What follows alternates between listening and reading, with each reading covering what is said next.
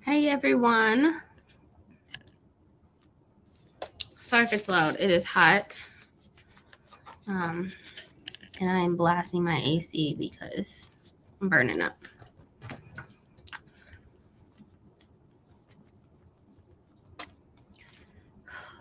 How hot is it? I don't even know the temperature, but I can't seem to cool down. 106. It's 106 today. So, yeah. So sorry if you can hear the air conditioner. At this point, it is what it is. But we are here to talk about Zora. This was July's book for the Zora Hurston read-along that Brandie and I are hosting for 2023. And it's been fun. It's been fun. She is currently working, so we're gonna do this and make it kind of make it quick, honestly, because I have to pick my kid up in 45 minutes. Now, disclaimer, I have never ruined a book like this before, but Zora decided to go take a bath today, or not today. What was it? Earlier this week, and fell in some water, and so my heart is broken because this is utterly disrespectful. But let's talk about Tell My Horse. I've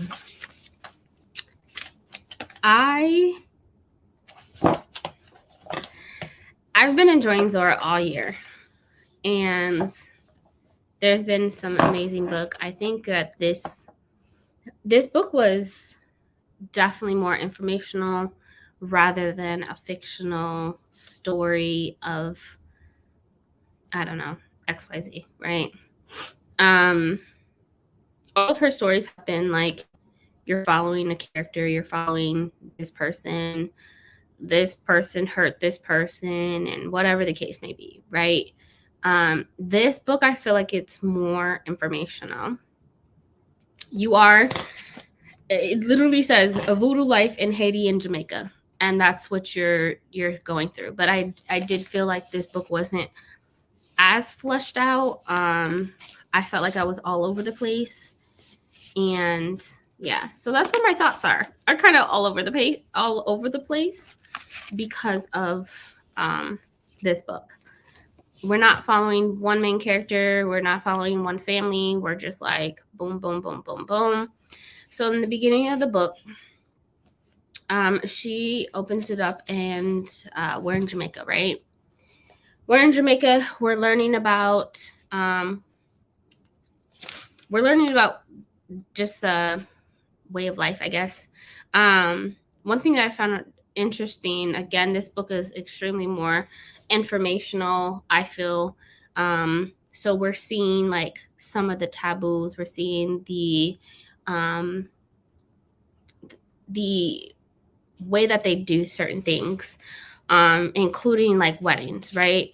You can live your whole life with a person, but until you can afford a wedding a certain way, you're not getting married.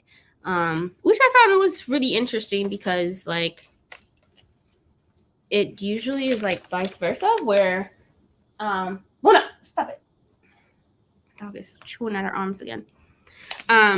So one thing that I found interesting with in Jamaica, they have these thing called bomb yard, where they give baths to people who operate these yards, and they're able to follow both the doctor and the priest. And sometimes he or she, I'm reading on page 5, he or she is diagnosed with a case of natural ailments in the bath or series of bath infusions with secret plants as prescribed. More often, the diagnosis that is the patient is hurt by a duppy. Now, duppy is something that we read about throughout the book, whether it was Jamaica or Haiti. And it kind of reminds me of, because I kind of grew up a little bit around, not necessarily a hint, but something that just an annoying entity, kind of, right? So spiritual baths and spiritual cleansings are something that is practiced in a lot of religious beliefs and practices. Hoodoo, voodoo, even the witches, all of them, like their spiritual baths. You can find them nowadays, like a lot. But this was something that, they really did, um, do, of course. So, let's see. Then we learn about we get to read about this wedding that happens in Jamaica, where this lady or this couple, they have grown kids, and they're finally getting married. And we're learning where she is just trying to, honestly, I feel like a lot of her books, she goes somewhere and listens to people talk and then writes about it, right? Like passing down stories. Like I will say that about this book. This is a great representation of families passing down information and passing down their ways. This is great. So she is learning about how the wedding operates and how the wedding works. The groom is at the door greeting people in. The wife is getting ready for the wedding. They get married, and they have like this bidding process where the highest bidder is able to see what the bride looks like under her veil. She never takes her veil off the entire time.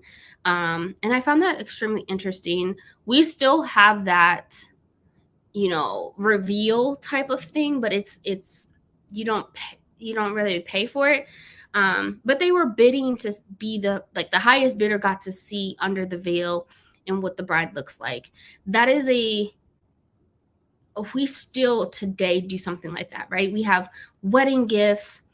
The bride is covered up until the father reveals the bride. And some instances that is done. And then, the wedding gifts is the same thing of like providing gifts for, the wedding. And so it's a great way to make back what you're spending, because again, a lot of people cannot get married until they have enough to properly, from start to finish, have the wedding. And so then 8 days later, she goes to, I don't know if it was a church or what, but then she, unveils herself at this event that happens like 8 days later. I can't imagine living with someone, raising grown kids, and not being married that long. I feel like at that point, it's like, get it together, But back in the day, who cares? Nowadays, there's so many legal protections with being married, but back then, so I get it. But nowadays, it's like you have to be married to gain this benefit and that benefit and the taxes and the tax breaks and all of these things. And so, yeah, anyways. One thing that I did find interesting is that the saying goodbye was a taboo in Jamaica. So you don't use the word, goodbye. And a lot of people, at least when I was a kid, I remember a lot of people like saying, when I say, okay, goodbye, they'd be like, no, say see you later. Like, it's, don't say that.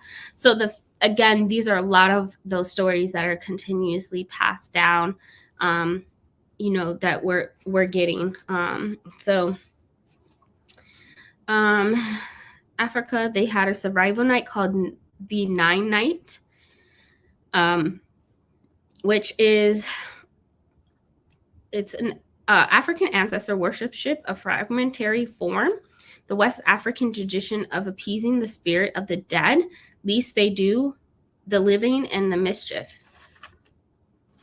So Again, with the way that they a lot of this I knew. I know that some people didn't, but a lot of this I knew because I, like, years ago, got really big into like just learning more about ancestor, like just how to honor ancestors, who they were, like even Orishas, which are mentioned in here as well. So I found that extremely interesting as well. And that the fact that we're still doing a lot of this was pretty awesome. Now, they did eventually go into the United States. Oh, Lord Jesus.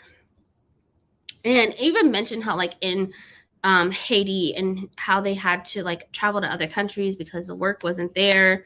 And there was some debt. Oh, God. There was some debt owed because they were forced to borrow money and all of that, which, again, y'all know how I feel. If you've been here before, you know how I feel about the ghetto-ness of the United States. And so, yeah. Let's see. I'm just trying to go chapter by chapter to see. Chapter 5 was the wedding, politics, and personalities of Haiti. A lot of the book was primarily Haiti. Now, I have a best friend who I've known for a very long time, who was born and raised in Haiti.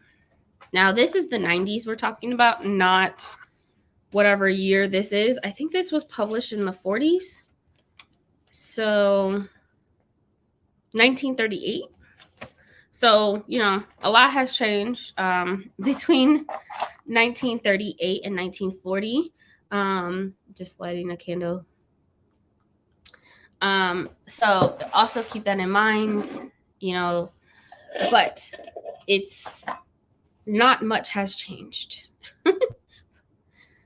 Not much has changed when it comes to Haiti and their politicians, and the United States putting its nose in places that they should not be.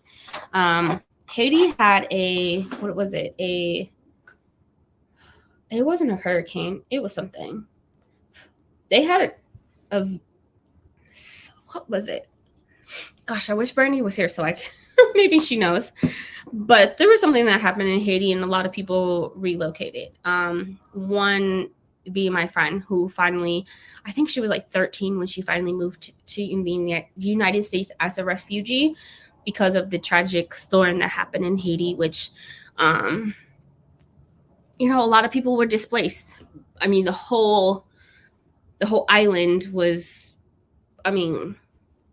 just almost demolished. But with that, she has brought back a lot of the beliefs in even her language, right? Like, she spoke Creole. She wasn't fluent in English, but she knew English. And so seeing that just brought back so much memories of like when I first met her. And I think we were 18. Now I'm almost 40, looking kind of cute.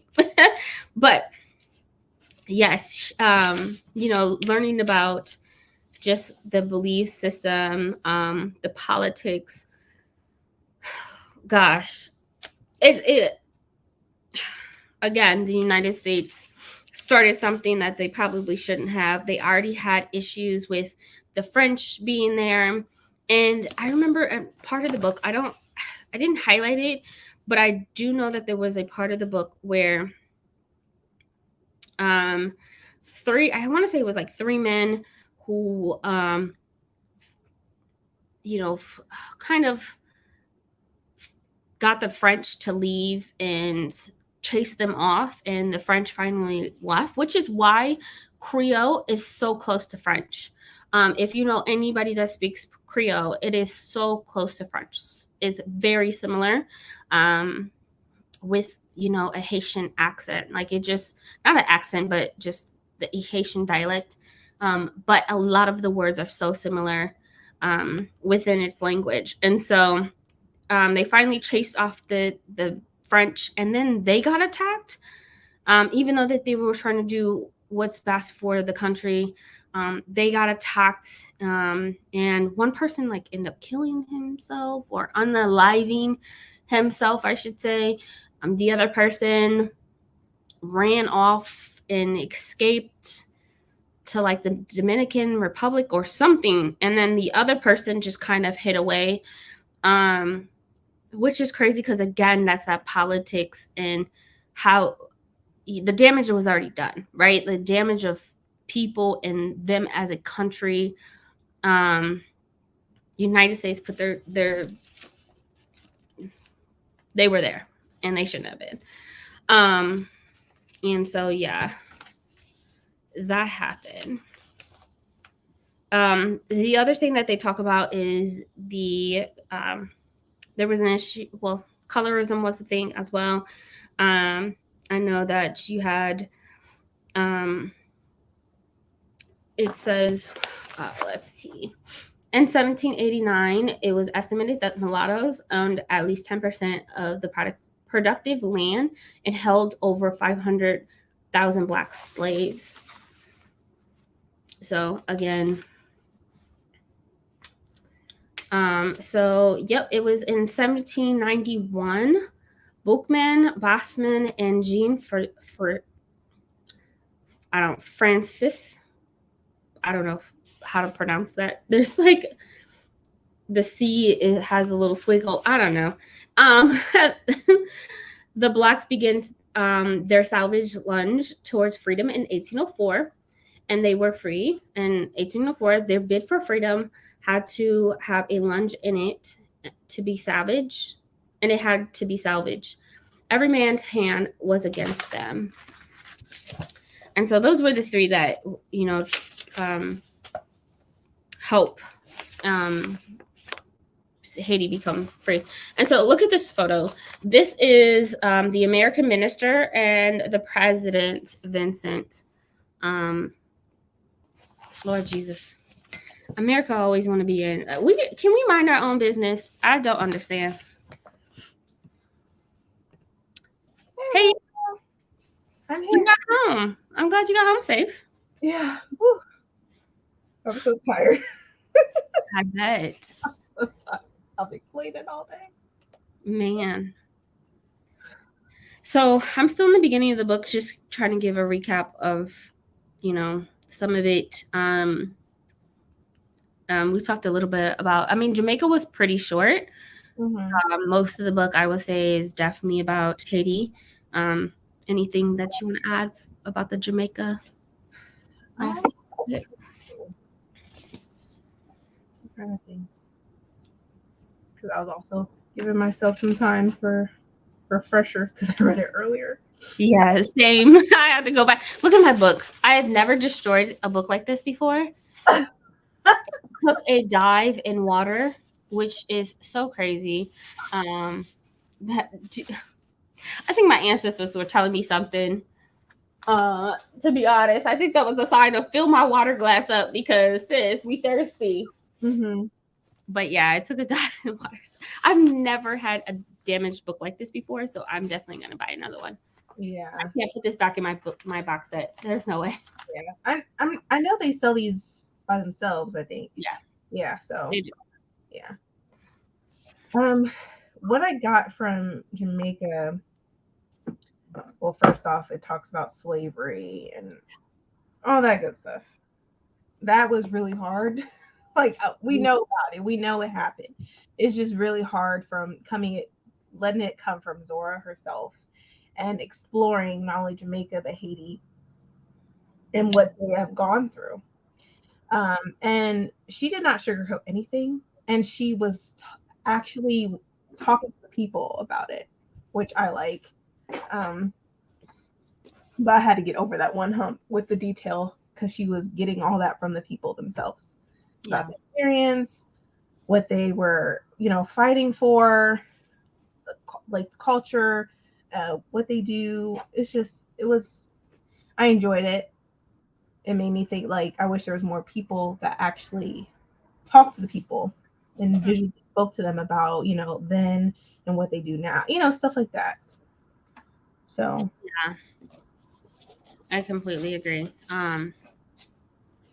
I like that spiritual baths were still a thing. You know, that this isn't something that I see when you look up anything spiritual or like even witchy books or witch talk, I don't know. Like Mhm. you'll see spiritual baths, but like these cleansings and the herbs and the things that they put in, um, it came from our ancestors, right? Like this is something. And one thing that I absolutely love about this book is again, this is like stories that are being passed down. Right. And because of so much, we have the more, I feel like the more our generation is just like not passing down those stories and not passing down. We're just working, providing, cook, clean, boom. And then, but the storytelling is just gone. And I appreciate that a lot of Zora's books are, I went here and got this story in this, and here goes the book. You know, we know in one of her books that she brought the typewriter and like wrote, so listening to people, but in Jamaica, yeah, it was, whew, Lord Jesus. It was a lot to process, but it was still something that I'm glad she took her time to do that. It took a lot to talk. Like she was able to, like she went back into her hometown and talked about old, their stories, and then she goes to Jamaica and does the same thing. And I felt like she did that not just for herself, but for us as well, for us to get to know what those stories were and what they were about, because we're not able to do that. All our history is pretty much gone. I mean, maybe not so, but that will be doing a lot of research and Right. digging and seeing if there was anything that was documented. And I feel like she did that for us. There was some of documentation for these stories that she provided for us. Mm-hmm. So, but yeah, I was a little sad Jamaica was short, but Yeah. Because a lot of the, I mean, voodoo and hoodoo, mm-hmm, definitely. Voodoo is, when I think of voodoo, I think of Haiti for mm-hmm, sure. Like it originated, not originated, but it was very well practiced in Haiti. And even till today, like people who want to learn about hoodoo go to, or learn about voodoo go to Haiti. Wish we would have gotten a little bit more of Jamaica, but that's okay. yeah, That's okay. But Haitian or Haiti is, oh Lord Jesus, there was so much. I love that they talked about the French and the impact of their country with the French. And I was saying earlier how my best friend that um, we met each other at a organization for foster care kids, and she was from Haiti, and she moved to. There was a tragic. Lord Jesus, something happened. There was a storm, uh-huh, and I don't know if it was a typhoon or a hurricane, but the whole country was just practically underwater. And so she came to the United States as a refugee, and when she was 13, and so now she lives. And I mean, she's a citizen now and whatnot, and she's learned her United States ways and whatnot. But she was fluent in Creole, and she did not learn a lot of. She wasn't fluent in English until she moved to the United States, and so Creole is very. If you listen to anybody speak Creole, it is so close to French, mm-hmm, so close to French, and even down to their language. It was so impacted. The French had impacted everything.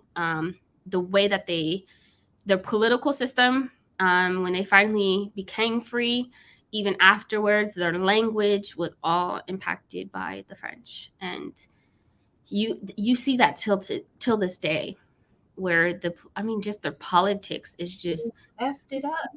oh, Like every country that was colonized, they literally divided the people and created colorism and mhm, all that in their country. absolutely, They created these problems, and I truly believe they did this on purpose so that way we as a people couldn't come together. yeah, We looked at each other not as equals. but as rivals. Yep. And I and agree. they haven't recovered. I feel like No, haven't recovered, and it's 2023. I agree. And you read in the book on how like the American. I showed a picture of how what was it? An American advisor or political advisor like was in Haiti. Um, here it goes. And this is when the United States could not keep they could not mind their freaking business. The American minister and the president together. And then it mentions how there was something about animals that I found interesting of like how the United States, how we're cruel to animals and so many different things. It says that why do you Americans always speak of our cruelty to animals? You're cruel. You boil live lobsters, and I was like, facts. Yes, absolutely. But it mentioned how like we had to borrow money. Haiti borrowed $400 million to pay off foreign debts, Mm-hmm. and you know, in Haiti, a lot of people left to go find work elsewhere, and was like, okay, well, we can't afford to keep these people either. Like, they need to go back. And there was just a dynamic of like money being borrowed from the United States and being the United States like, you need to give us our money back. Like, just trifling. It's a power grab to just, give a helping hand and snatch it from them. Yeah, I hated it. I was like, this is typical. I literally wrote, this is so typical of the United States. Like, yeah, like when they go there just to get some type of resource, the United States still do this to this day. They take the resources they need, and then when the people from that country need help, they need some resources from us, that we don't give it to them.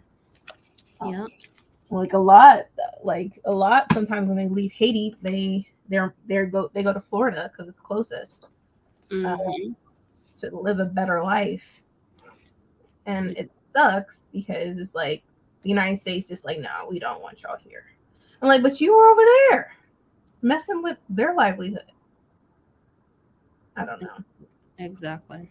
No, that's facts.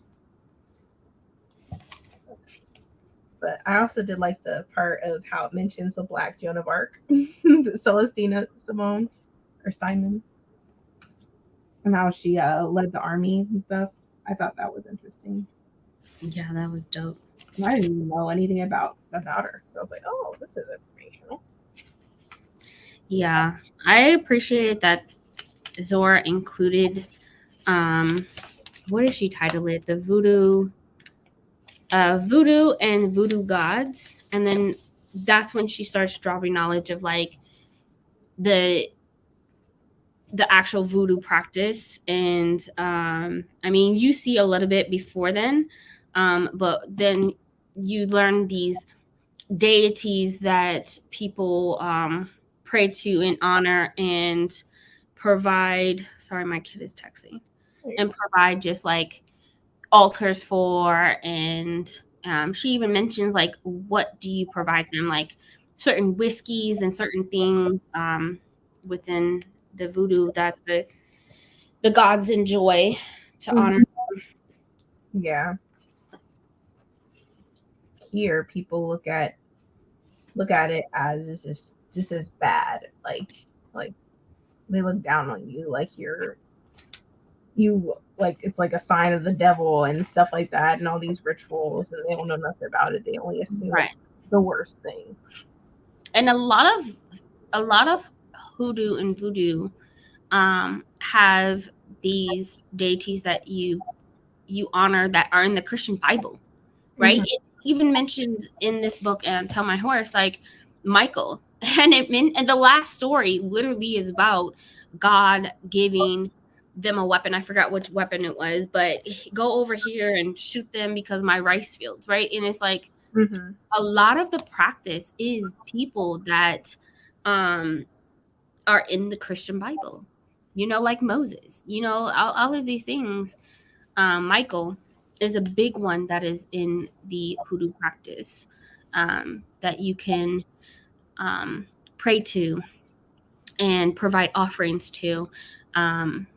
There are also certain days, that you pray to the gods that she Mm-hmm. mentioned, like it's Wednesday. You could do this for Wednesday, and you can do this for life, and you can do this to honor the dead and honor the living and all of those things. And it's like, oh God, there was a line I wish I would have highlighted, but when people think of voodoo, they think of like mass killing and Yeah, sacrifice. dolls and all that stuff. Right. Not saying that like you she even says like a lot of the sacrifices are things that people in the Western world do. You cut your chicken and you eat it. Like these Right. kids don't just die by themselves. Like, it's the same thing. You sacrifice it and you clean it, you cook it, and you keep it moving. Like these are not they're cutting people. Right. I feel like they make it seem like it's a bad thing because they don't want people to practice it. They don't want people to like really realize the truth of it all. I think they want everybody to be in this one box. So they're trying to portray it as it's a bad thing and you shouldn't be part of it. As opposed to saying, try to just see, choose for yourself what you would like to do and what you like to practice, what rituals you like to do. I find that it's a way of control. I think that's what they do that for. Like that's one reason why they try to default people and saying like voodoo and hoodoo is bad. It's just all of it's just bad. Mm-hmm. And honestly, this is a picture of an altar. You have the photos, you have the offerings, the plates. Mm-hmm. You have these are just barriers to protect you, so nobody goes like these poles, so Mm-hmm. nobody goes over it. But I mean, like it literally candles, food, pictures. There's nothing bad about it. At all. At all. And these are white women. Okay. This is a white woman. Like Yeah. these are not, and that's just an example of an altar. Like, and I love that she put photos in here. Now I have seen videos of like a ceremony of a voodoo ceremony, and it is like she describes in the book. There is jumping, there's people drinking out the same cup, there's like shaking, there's convulsing, there's like because they're asking the spirit to come within them and whatnot. I mean, there's a lot of energy around the room, and it does look like these photos. I have seen them, but there's nothing bad happening. It is literally a dance. It is literally a fun time. And you are honoring them. You are dancing for them, singing for them. Trying to find the other photo, but you cover your hair. You wear white. You keep it moving. This is just another photo. Mm-hmm. I need another book so bad. I feel like this thing just blew up. It's just expanded so much. But yeah. So I love that she talked about it, because voodoo and hoodoo it's one of those taboo in today's generation. When you use the word, right? I think a lot of the witchy practices that I see people practicing is like, you got that from hoodoo. Right. You got that from hoodoo. Yeah, their origins. Right. Like light the candle, honor your ancestors this way, that way. That's all hoodoo. That's all hoodoo. The spells that they do, and I'm like, oh, come on. But we'll never get credit for it. No. We'll never get credit for it. at all. And there is something else in here that they talked about, like the NCAA helped that they'll never get credit for the impact that they did with helping Haiti, or had a great deal more to deal with the withdrawal of the Marines. That's what it was. The United States Marines were there, and the NCAA CP helped get them out. Mm-hmm. But yeah, I really enjoyed this book. It was extremely informational. It's a great book just to, again, those stories, right, that are being passed down. You're learning about voodoo. You're learning about the gods. Even the Orishas and whatnot. I think Legba was in here as well. I'm not mistaken. Yeah, I know he was in here. Papa Legba was in here. Wedo was in here. Just so many of the, Papa Legba was in here. That was on 128. These songs were just, I was like, blah, blah, blah, blah, blah, blah, next. I was like, I can't even try to figure this out. Nope. The songs, this is a big one that is still practiced, and you'll see it in New Orleans, where they take chalk and they write symbols. These symbols are passed down from family to family, and they change over time. You add to it based on your family's crest, based on your family and whatever symbol that they have. But the symbols do mean something.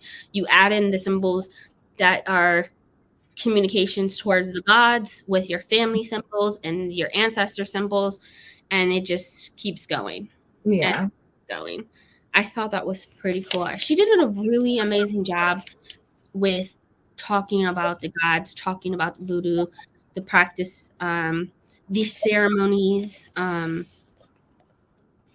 what she experienced, the drums, the beats. I think from start to finish, the book was a celebration. Like, you're reading about the events, right? They had the wedding. There was lots of dancing. You're reading about voodoo and Haiti, and everything is surrounded around music and joy and happiness. And yeah, they're still struggling, but they're getting together. They're having ceremonies. They're having dances. They're honoring their ancestors. Their voodoo practices and whatnot. Mm-hmm. So I'm happy she wrote this. But some stuff I wasn't familiar with the chapter with zombies. I'm like, wait, what? Yeah. Like, oh, okay. So I was like, I wonder if this is where we got the word zombies from, and how we just got carried away with it.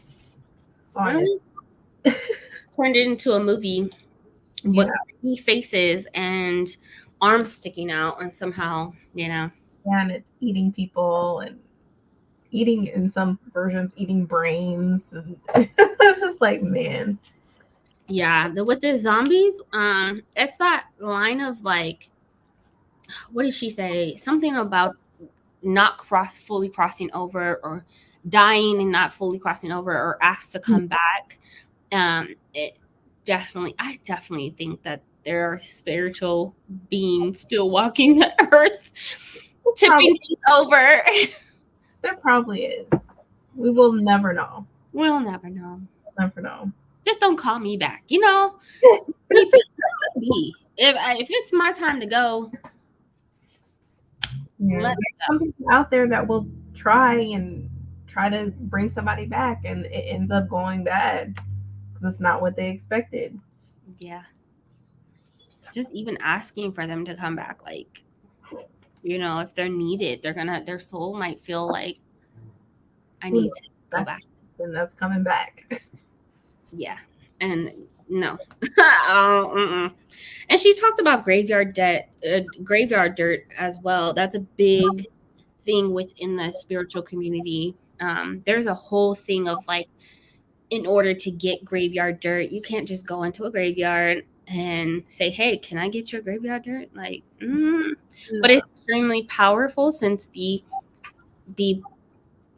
human being is in the ground, the energy from that person, their spirit, all of that. There's a lot of like, things that go around graveyard dirt. You can actually buy it and add it to your practice.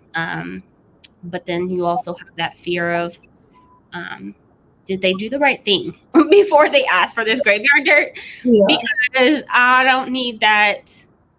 I've heard some really bad things happening to people that take graveyard dirt and do not honor and ask and provide offerings in order to get the graveyard dirt. No, thank you. I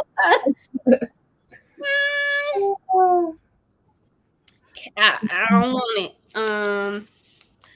Yeah. And grave sites are looked at as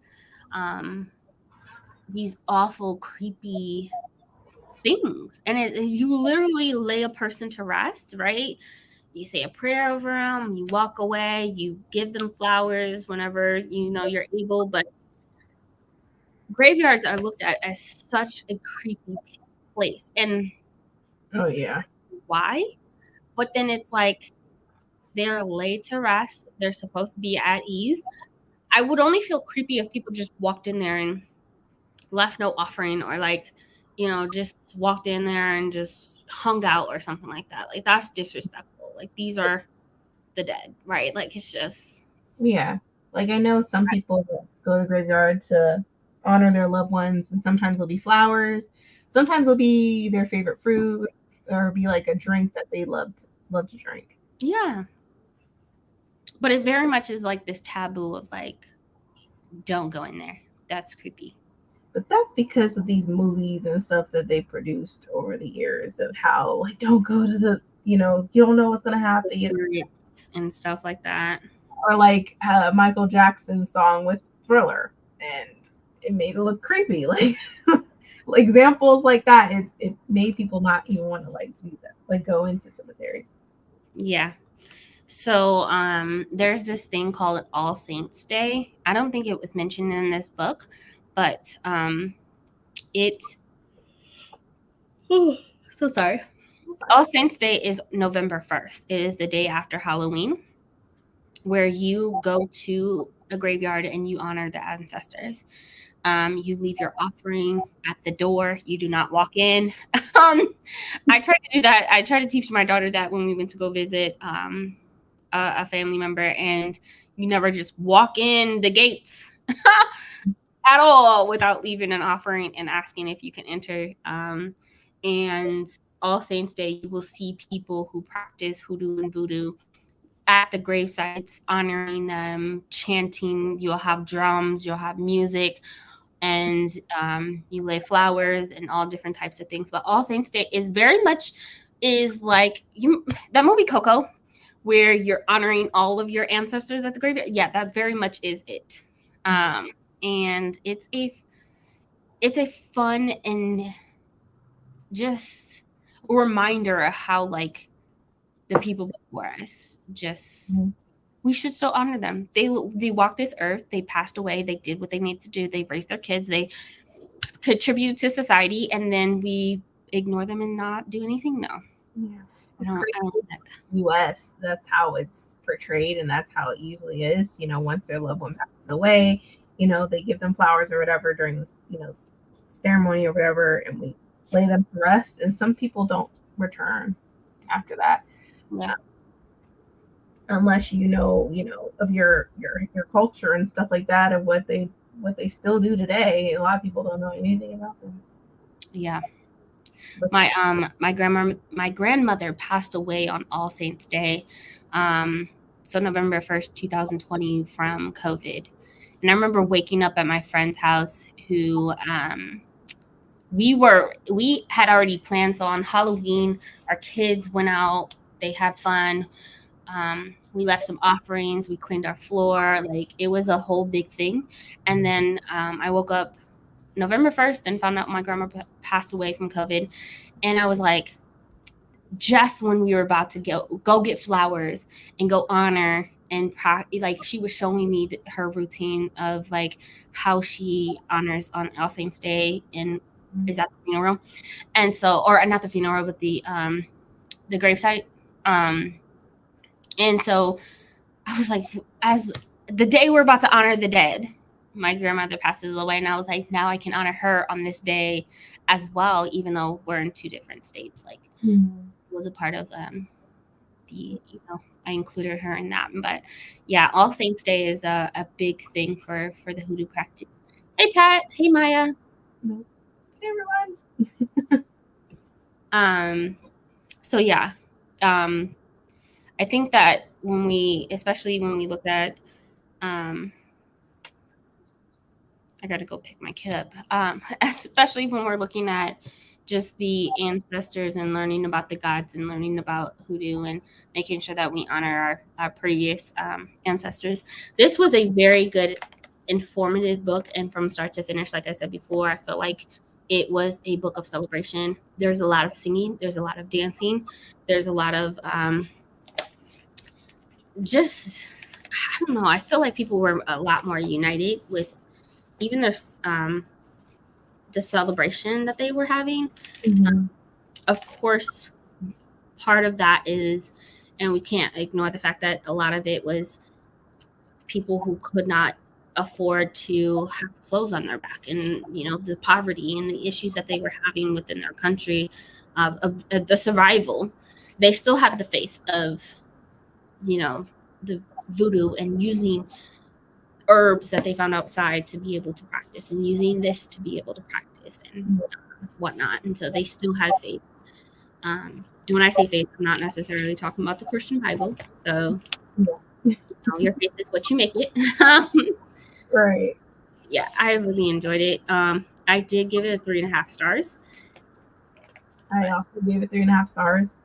I'm glad I'm not alone because I felt really bad. I was like, it's really good. It's just, I don't know. I felt like since we read other books by her that it speaks about this, I feel like, I don't know. I feel like I wish there was a little bit more of something else in this. Yeah. A little bit more. I think this would have been, if we followed a family and it was consistent, I think that would have made it for me. I felt like when I was reading, even though it was more informational than anything, it just was all over the place. And yeah, it was very jumpy. If anything, like she did this, which I did appreciate. I wish it was like a story of like a family that goes through all this but still tries to celebrate and honor their ancestors and stuff like that. I think that would be, I don't think there might be a book like that, but I haven't read a book like that where it goes in deep down into, the French and stuff and all that. And then there's a family that was still doing, still celebrating and honoring the people that they love and still honoring their beliefs regardless of what other people wanted them to do. Yeah. But it makes me think of like, since she was studying this and, practicing it or whatever, like, I hope, since that I'm sure she lived a great life, but I don't think she was put to rest in peace. So, because I know that her grave was unmarked at one point. So it just makes me wonder about her. Right. Anybody honor her? Like, she did all this work, she did all this research. Is she really laid to rest, or is she, like a zombie out here? Like, is she out here somewhere? Because I I remember reading this book and thinking, Zora has talked about people dying in her books quite a bit. Yeah.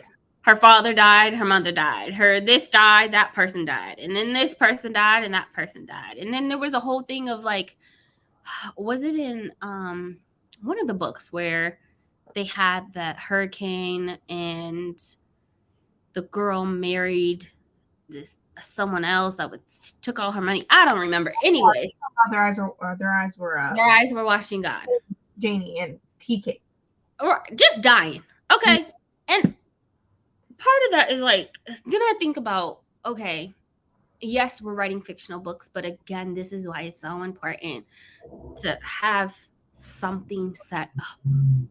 To have something set up where your family members know where your will is, or like, or just like either stay in New Orleans, or you could have stayed in Jamaica or whatever and just lived your best life. Yeah. Instead of dealing with these men who apparently were cheating on you or whatever they were doing. And it just seems like she was lonely. This is what I feel like after reading all of her books. Is just she was very lonely. Yeah. And she wanted to be with someone, but then again, she couldn't trust anyone. Yeah. And then she would be with them, and then she would leave them, and then or they would leave or split or however. Which there was no consistency, even with the location that she lived. Mm-hmm. Like, clearly, you're bouncing around. There's no consistency at all. You're not stable. You went from an author, screenwriter, to a librarian, to all of these other things, and you really had no one to even claim your body. And there are siblings too, like, unless y'all just don't, after she moved back. Who knows if she didn't talk to her family? She probably cut them off. She probably, who knows? We don't know anything about her regarding that. It seems like she was a lonely person that was trying to find some type of thing or something that tied her to something, to be a part of something. And, something that abided her time was doing research and stuff and writing books. But I feel like she wasn't working on her either. Like, she was writing these books, but she mentally wasn't focusing on herself. Yeah. I completely agree with that, because I just remember how this is a lot of death. Right. This is a lot of death and a lot of ceremony and a lot of talking about dying, people dying in your stories. And even now we're talking about celebrating the dead and all of these things. And not once did we think at all, am I going to die? Or better yet, did she honor her mom? And did she honor her dad, even though she could, but did she practice what she was researching or whatever? No? Were you just trying to write a book? Right. That's a good point. Now, even after you learn all of these things within this book, did you use it? Yeah. Did you use the knowledge, right? The moment I found out about Voodoo, and I was like, oh, those are so simple, right? Voodoo is literally what's in your house. What's in your house, use it. And that's Voodoo. Get some herbs out of your kitchen and deem it spiritual. I don't know. Yeah. But knowing that they're honoring ancestors, and you're teaching and preaching that, and you're not even preaching, but providing us knowledge about the gods and whatnot. Did you practice it? We don't know. We don't know. And even because we're reading the books in order from when they were published. And so it just seems like she's on this path of a spiritual journey. And I feel like she's trying to find herself. So maybe as we go along and we read her next book, her memoir, maybe we'll get a better understanding of her. Maybe that's on the tracks. Because it's some work there. Yeah, there's I feel like there's a reason why she's doing all this. But it just seems, I don't know. It just makes me think about a few things about her in general. And it seemed like she didn't have a home either. Yeah, she was definitely inconsistent, bouncing around. Yeah. For sure. It seems like a lot of our Renaissance writers might have died lonely or forgotten about. Yeah. They were being inspirational for others, but they didn't find that inspiration for themselves. Yeah. Yeah. I completely agree with that. So the next book, Lost on the Tracks. This is a memoir. Introduction is by Maya Angelou. Mm-hmm. You say Maya Angelou or Maya Angelou? I say both. just because some may be Maya Angelou or Maya Angelou. Some people say it's Angelou, but I don't know. Maybe I need to like find a recording of her saying her name, and then and then I'll say that. Yeah, to confirm it. Yeah. Completely agree. So this is the next book. Oh my god, this book compared to this book is so damaged. It literally blew up. Yeah. It expanded so much. But this is the book for August. This is her memoir. We're getting closer to the end. Yep. I love this cover. Me too. And that one has an audiobook. Are you serious? That one has an audiobook. Oh god. Buy now. Buy now. Oh my. Right? Reading books is like, it was like sort of like don't get me wrong, I loved everything about this book and whatever, but reading it and not be able to like listen to it, because it's a lot of words on one page. It is. So It really is. I was happy that there was an audio for it. But all right, guys, that is it. We will see you guys. Oh, it's on script. I don't have script anymore, but I'll get it. Yeah. We will see you guys next month. Brandie will have her live discussion tomorrow. Sing Me to Sleep. Yep. By Gabby Burton. Yep. And I will have spreads tomorrow. So we will see you guys in another video or whenever. Bye.